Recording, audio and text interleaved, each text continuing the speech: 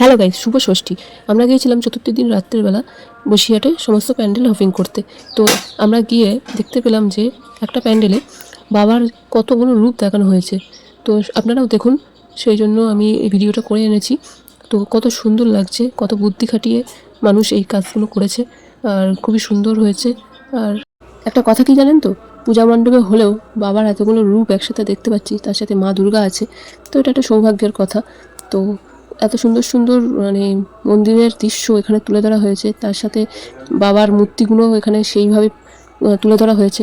খুব সুন্দর লাগছে দেখতে। তো আপনারা কে কে গিয়েছেন এই পূজা মণ্ডপে একটু কমেন্টে জানাবেন।